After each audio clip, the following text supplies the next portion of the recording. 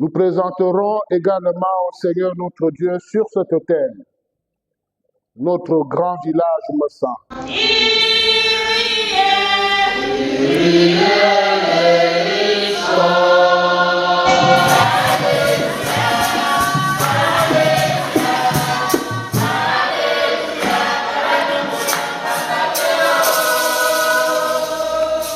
Le Seigneur soit avec vous. Et avec votre esprit. Ô notre Père de Jésus-Christ, mon Seigneur, gloire à Seigneur. Au chapitre 14, les 6 premiers versets. Écoutons. À l'heure où Jésus passait de ce monde à son Père, il disait à ses disciples, « Ne soyez donc pas bouleversés. Vous croyez en Dieu, croyez aussi en moi. Dans la maison de mon Père, beaucoup pourront trouver leur demeure. Sinon, est-ce que je vous aurais dit, je pars vous préparer une place. Quand je serai allé vous la préparer, je reviendrai vous prendre avec moi, et là où je suis, vous y serez aussi. Pour aller où je m'en vais, vous savez le chemin. » Thomas lui dit, « Seigneur, nous ne savons même pas où tu vas. Comment pourrions-nous savoir le chemin? » Jésus lui répond, « Thomas, moi, je suis le chemin, la vérité et la vie. Personne ne va vers le Père sans passer par moi. » Acclamons la parole de Dieu.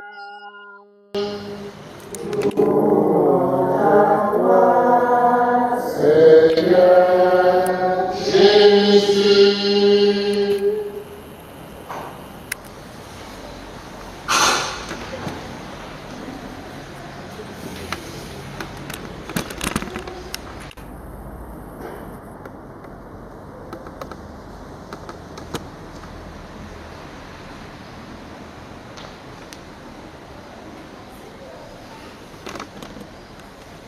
Au nom du Père et du Fils et du Saint-Esprit. Amen.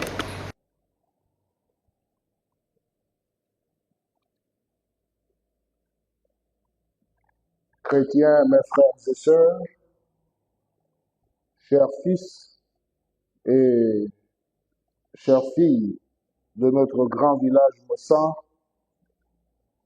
loué soit Jésus-Christ. Nous sommes réunis dans cette belle chapelle, Notre-Dame de la Miséricorde de Alibandel, cet après-midi du samedi 22 novembre 2025, pour célébrer notre traditionnelle messe de commémoration des défunts de notre grand village Mossan. Et en cette année de grâce 2025, nous sommes à la 4e édition de cette initiative. Depuis 4 ans donc, ce grand rendez-vous annuel des fils et des filles de notre village, vivant ici à Libreville, est consacré essentiellement pour le souvenir de nos illustres disparus, nos défunts, pour le recueillement, pour la prière et pour nos défunts et pour le village,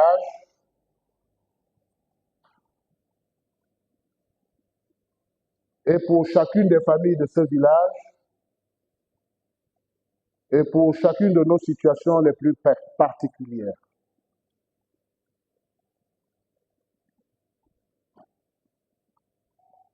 Au début de cette messe, une liste des noms des défunts a été présentée. Elle nous a été lue. Mais nous savons très bien qu'ils sont encore plus nombreux, ceux qui sont morts dans notre village, mais dont les noms ne figurent pas sur cette liste. Nous prions donc aujourd'hui pour eux tous, ceux dont les noms ont été lus et ceux dont les noms n'apparaissaient pas sur cette liste. Tous ont travaillé pour que nous héritions Messa. Tous ont besoin de notre assistance. Tous ont besoin aujourd'hui de notre prière. Certains sont morts il y a très longtemps. D'autres viennent de nous quitter il y a quelques mois, quelques jours, quelques années. Certains sont morts très âgés.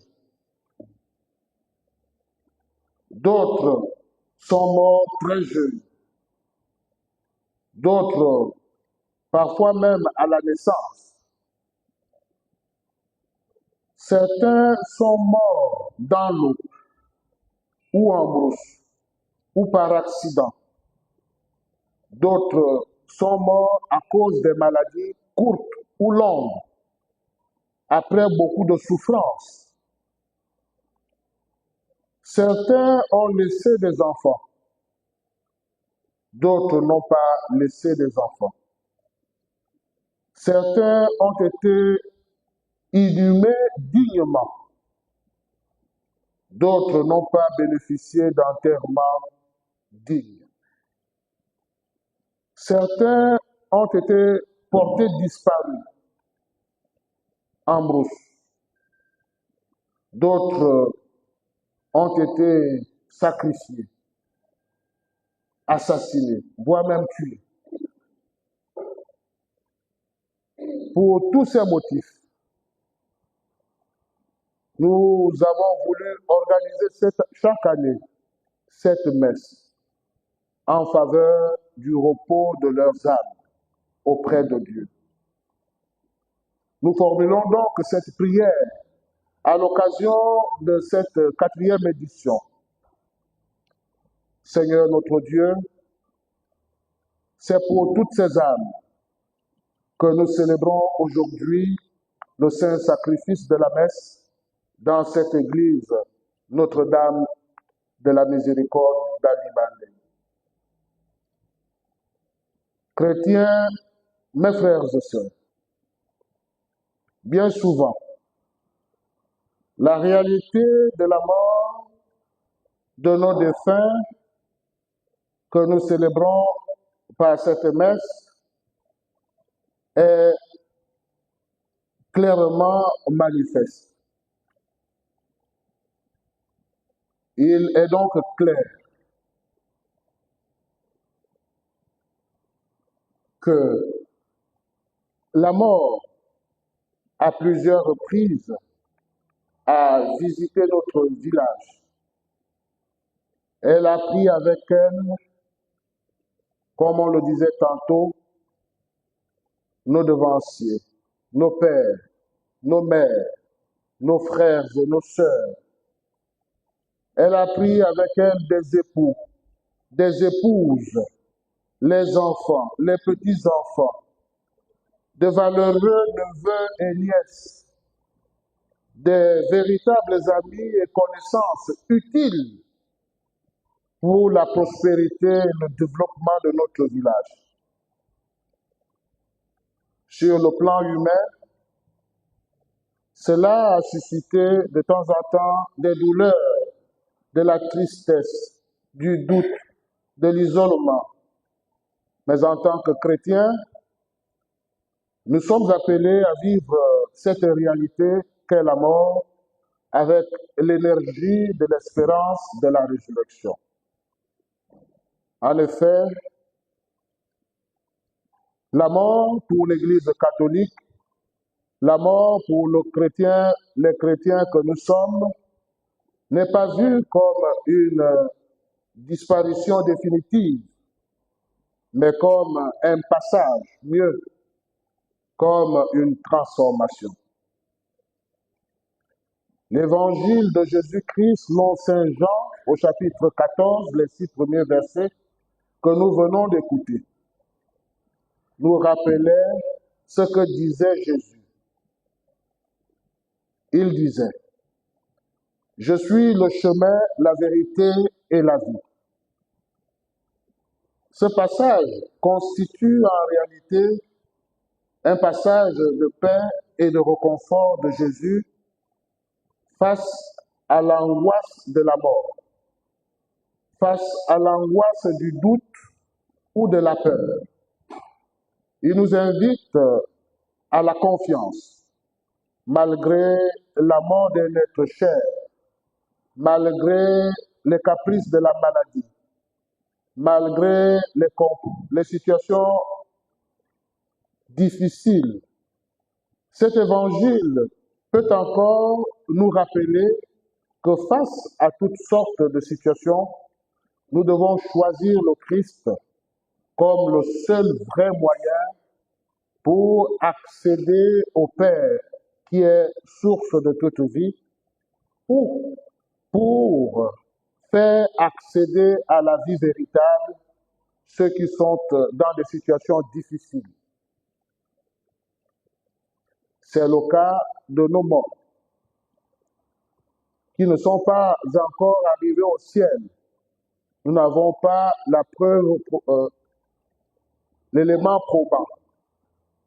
Et s'ils sont au séjour des morts, au purgatoire, nous pensons par la solidarité chrétienne qu'ils ont besoin de nous, de notre prière, pour qu'ils deviennent saints. Et une fois devenus saints, ils vont intercéder pour nous, pour nos villages, pour notre épanouissement, pour notre vie, en paix dans le Christ. La première lecture que nous avons écoutée provenait de la première lettre de Saint Paul, apôtre aux Corinthiens. Elle aussi, elle nous présentait ce pacte de confiance en la résurrection dans le Christ. Si nous voulons ressusciter comme le Christ, si nous voulons vivre comme le Christ, nous devons suivre son évangile et vivre en conséquence au milieu de nos frères et sœurs, les hommes, en pratiquant le commandement de l'Église, en craignant Dieu. Oui, chrétiens, mes frères et sœurs, notre foi nous autorise à souligner que la résurrection n'est pas essentiellement un simple concept, mais une personne. Il s'agit de Christ Jésus. Et tous ceux qui vivent et meurent dans le Christ mourront et ressusciteront également par et avec le Christ Jésus. En regardant de très près l'évolution de la vie de nos défunts, à la lumière de la foi, nous pouvons constater que plusieurs d'entre eux nous ont aimés, nous ont protégés. Plusieurs d'entre eux se sont sacrifiés pour que notre village brille.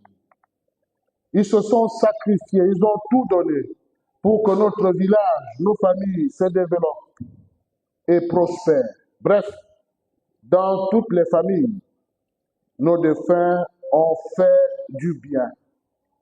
Et ils ont laissé chacune des familles de Messant pour que le bonheur, la joie, la réussite prospèrent. Ils ont laissé un héritage, aussi bien matériel qu'immatériel. Sur le plan matériel, ils nous ont donné la terre, dont le symbolisme évoque la stabilité et l'ancrage tout en étant lié à la fertilité et à la maternité. Cette terre que nous avons au village est un grand héritage pour nous. Ils nous ont également fait le don de sang. Ce sang de me sang qui est noble, ce sang noble, ce don de sang noble, qui est complexe et ambivalent par le fait qu'il représente à la fois la vie, la force vitale et la passion. Ce sang que nous devons protéger en tant que fils ou fille de Massa, en tant que familier de Massa, nous devons le protéger pour le lignage et pour la filiation, aussi bien matérielle que spirituelle. Lorsqu'on appartient à Massa, on ne devrait pas jouer avec le sang. Sur le plan spirituel ou moral, nos défunts nous ont également beaucoup donné. D'abord, les valeurs, puis les principes, enfin les traditions. Chrétiens, mes frères et sœurs, les défunts que nous honorons aujourd'hui en célébrant cette messe ont beaucoup fait pour nous. Au sujet des valeurs, ils nous ont donné ce qui est jugé important. Au sujet des valeurs toujours, ils nous ont donné ce qui est digne, ce qui est précieux. Famille par famille.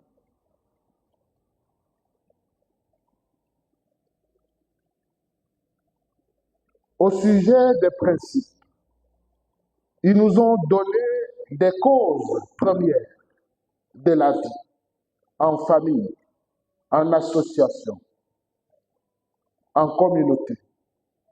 Ils nous ont donné les fondements nécessaires. Ils nous ont donné des règles fondamentales, des vérités de base pour résoudre les équations de la vie, les équations du monde.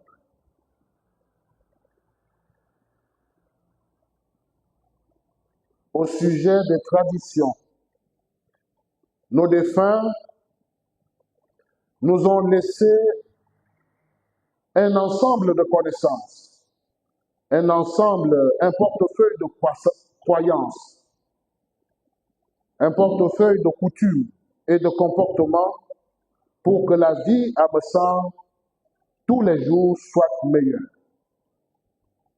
Mais au regard de ce qui se passe, une question peut être posée derrière eux, après leur mort.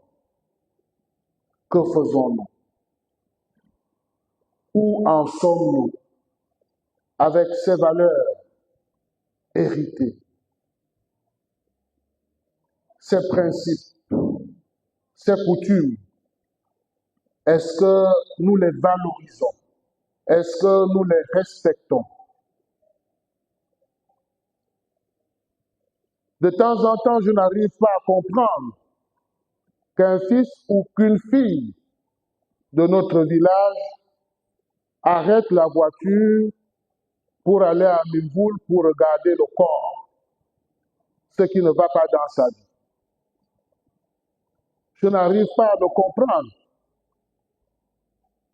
Alors que nos défunts nous ont tout laissé.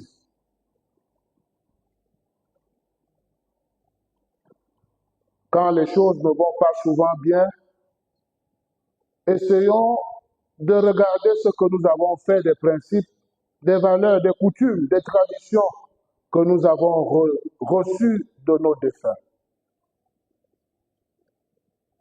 Ça ne sert à rien de prier pour les défunts si on ne respecte pas leur mémoire.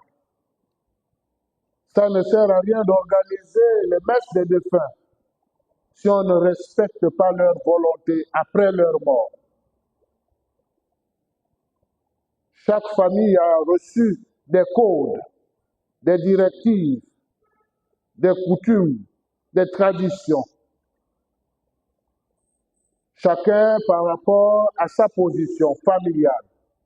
Chacun par rapport au grand ensemble général doit regarder là où il trébuche par rapport à ses valeurs, par rapport à ses principes, par rapport à ses traditions qui devraient diriger, organiser notre vivre ensemble et purifier notre identité de fils et de filles de Messan Grand Village.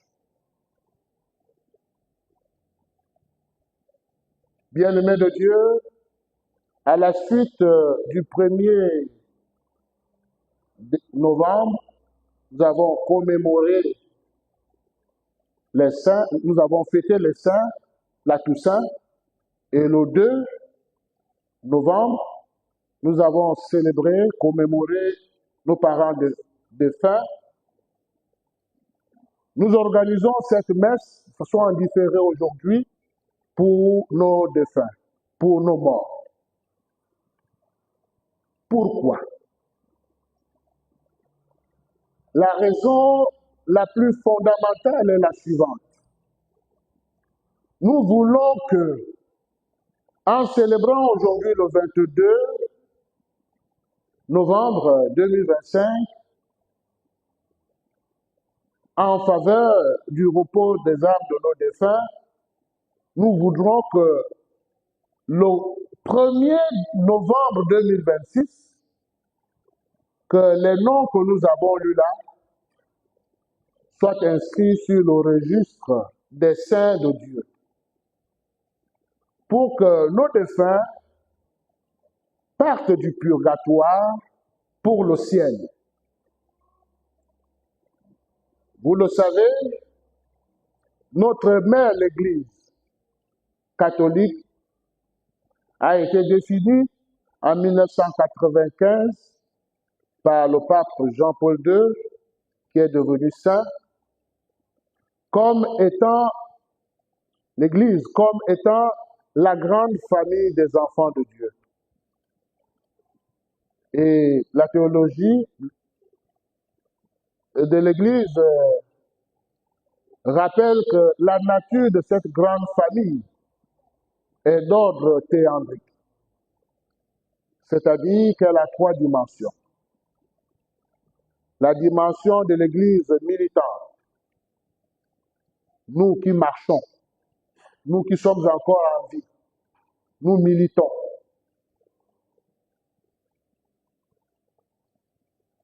La dimension de l'Église souffrante, celle des âmes du purgatoire.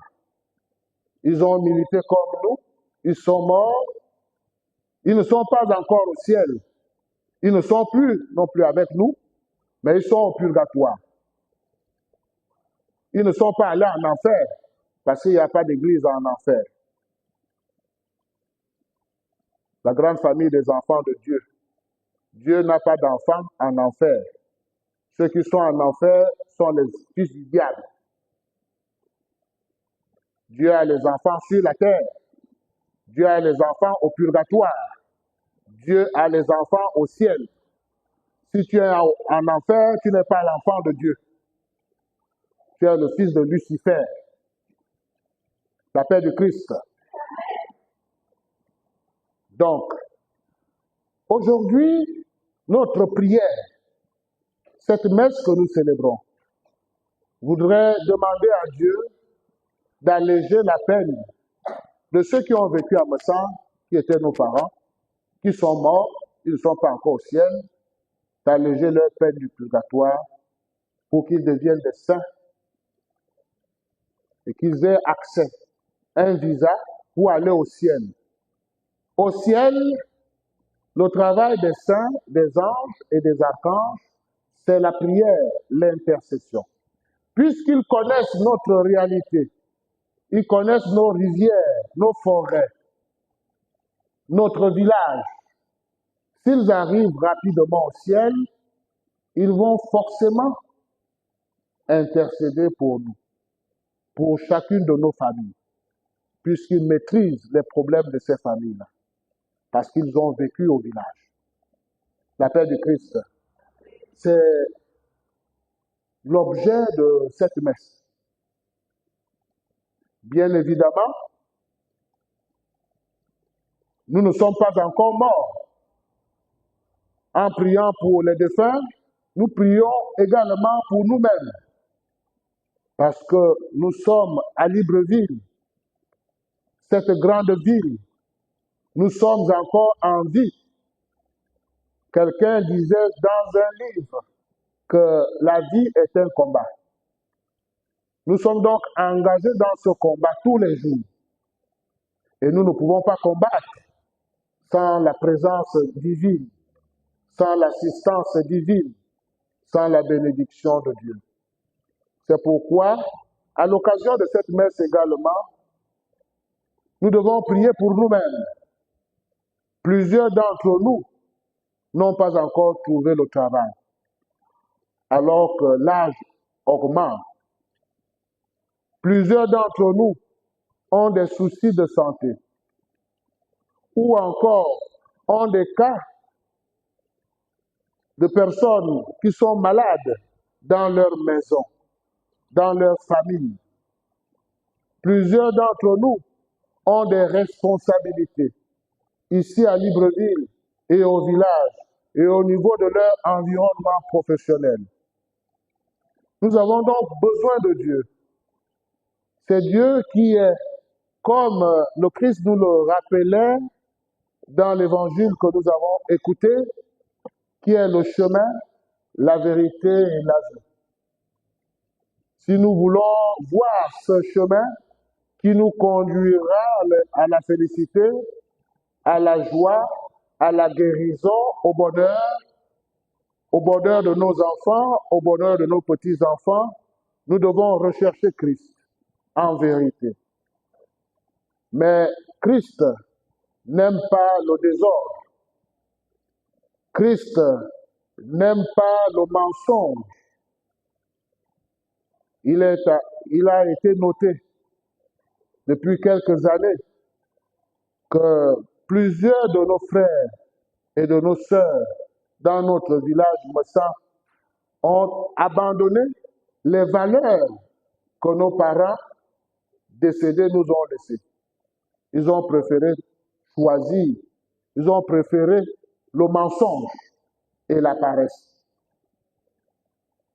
Comment un grand garçon de 15 ans, 18 ans, 20 ans, 30 ans peut mentir pour gagner quoi?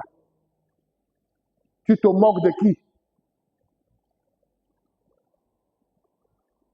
Tu parles à ton grand frère, tu mens. Tu parles à ta petite sœur, tu mens. Tu parles aux étrangers, tu mens. On va te respecter comment? Comment une grande femme, tu mens? C'est contre l'évangile. On ne peut pas développer un village avec le mensonge. On ne peut pas développer un village avec la paresse. On ne peut pas développer un village avec la tricherie. On ne peut pas développer un village sans principe, sans valeur, sans tradition. Chaque fondateur de famille a laissé des valeurs internes propres à chaque famille.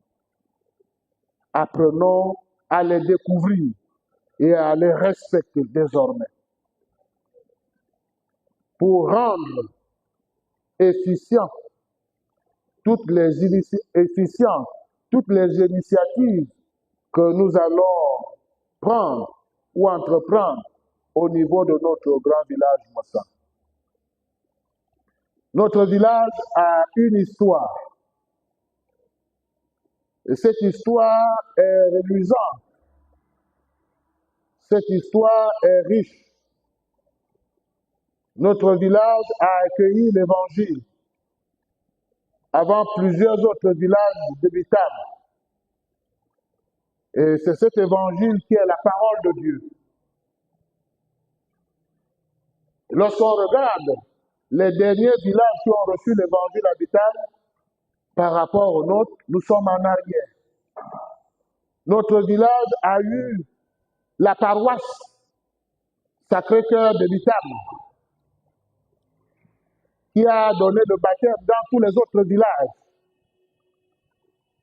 Les autres ont bénéficié de ce baptême en transformant leur village. Mais nous sommes restés comme nous sommes aujourd'hui. Nous devons nous interroger. Nous devons nous confesser. Nous devons faire pénitence. Sinon, nos défunts seront fâchés contre nous. Lorsque nous allons mourir, chacun à son temps, nous allons rencontrer nos défunts. Il ne faut pas qu'ils nous giflent. Il ne faut pas qu'ils nous giflent quand nous allons mourir. Parce qu'on n'aura pas fait correctement le travail pour lequel on devrait faire. Nous sommes restés en vie pour faire. Demandons au Seigneur de nous accompagner.